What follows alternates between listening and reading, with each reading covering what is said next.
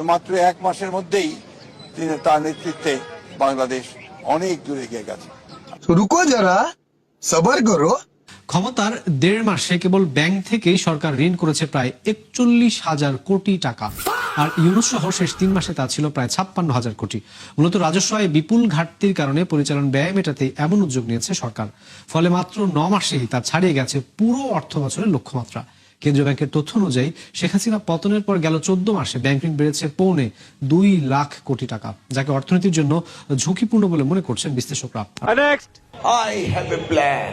আমি বারবার দৃষ্টি আকর্ষণ করে বলছি, এটা কিন্তু শিক্ষা প্রতিষ্ঠান, এটা কিন্তু যাত্রার মঞ্চ নয়, এটা যাত্রার মঞ্চ নয়।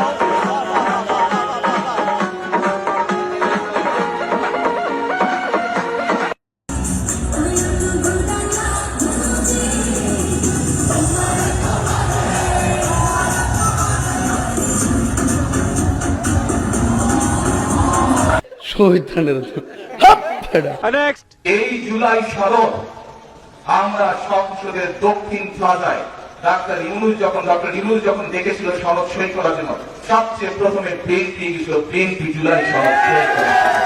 আগে যেই জুলাই সনদ বিএনপি সই করে এসেছে, সেই জুলাই সনদের প্রত্যেকটি অক্ষর, প্রত্যেকটি শব্দ, প্রত্যেকটি লাইন ইনশাআল্লাহ আমরা বাস্তবায়ন করব। রুকো যারা, সবার করো।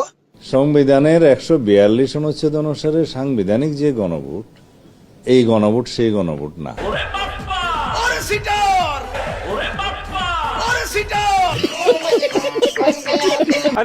এখানে এই যে কম্পিউটারের মধ্যে আমি একটা সুইচ টিপলে আমাদের সারা বাংলাদেশে আজকে প্রায় 22,000 কৃষকের কাছে এই কৃষক কার্ডের সুবিধাটা পৌঁছে যাবে। সরকার যে সুবিধাটা দিচ্ছে, সেটা আমরা বলি বিসমিল্লাহির রহমানির রহিম। আরে ভাই জোরে, হ্যাঁ এখন বলেন 1 2 3 বিসমিল্লাহ। Here's your check.